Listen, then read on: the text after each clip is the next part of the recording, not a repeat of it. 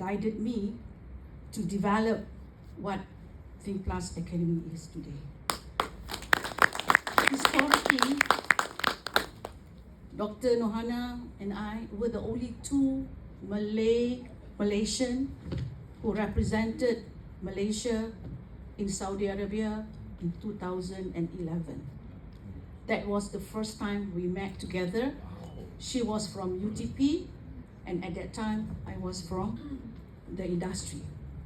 We were invited by the Saudi government to showcase innovation for an industrial development for the Gulf country. And I was shocked, we were the only two ladies, the rest was men. And you know what it's like, right? And we're the only two that came from Malaysia.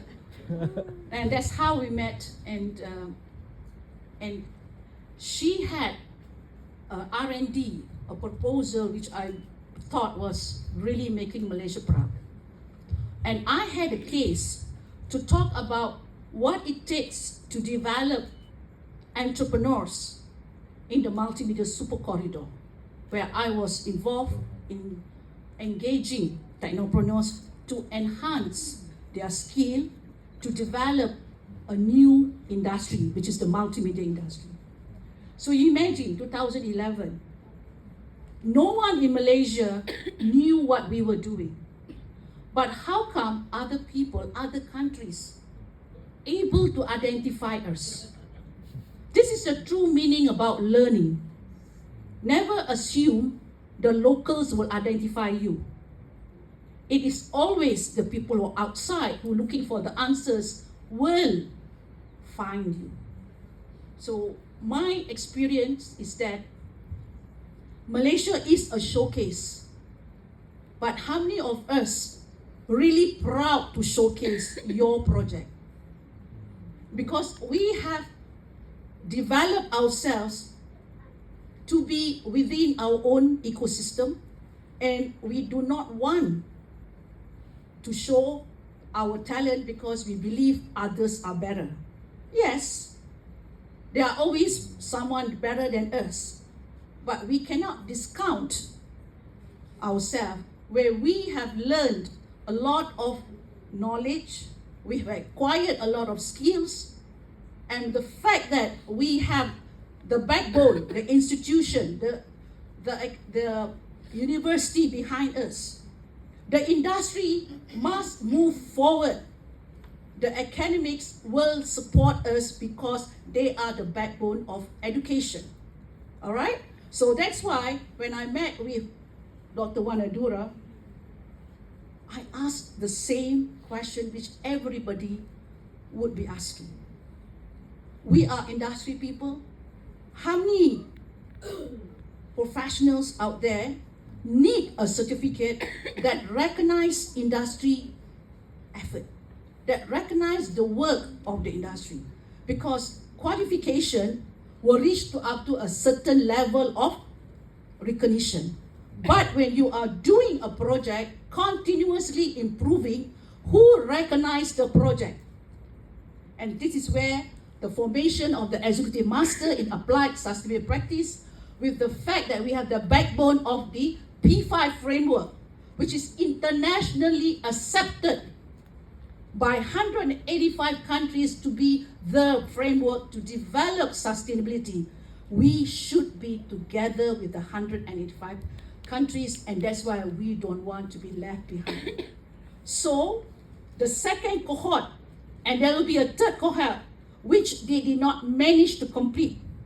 And that's why I told them, if you successfully complete your project paper, we can recognize for you to complete and probably graduate in September. But again, if you do not complete your project paper, we cannot graduate you.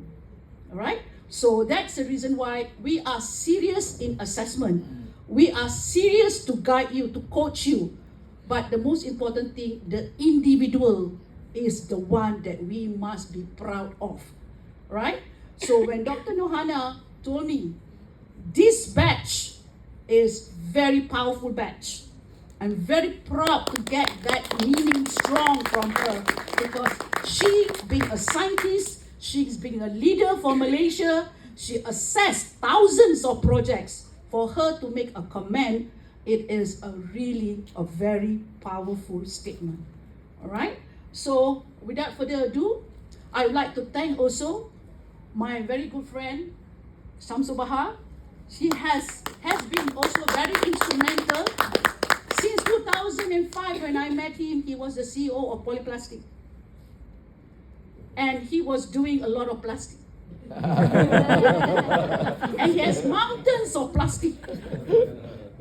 And you know what it's like right now when you have plastic, right? It's not a plastic man. It's about how you recycle. And he's one of the people who have turned the plastic into methane and turned a technology called syngas. And he has patented it and he has sold the technology. So he is also one of the people who lead Malaysia for the green technology. That's why he has been the former CEO of Green Tech Technology Development Corporation. He is one of our leading industrialists who can assess project carefully and who can give you the right direction on where to get your funds. Because he being one of the policymakers, he knows. Now he has upgraded himself even a bit higher.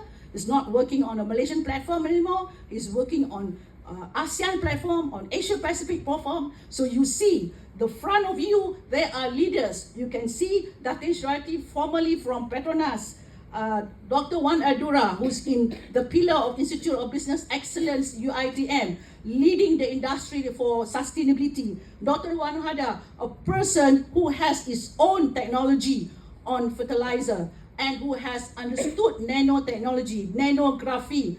Come and listen to her on the Asia Pacific Sustainability Conference and Award on the 25th of May, and you will be able to listen to her paper. And together with Shamsul Bahar, he has his own paper that he can present. So we are not ending our sustainability talk today.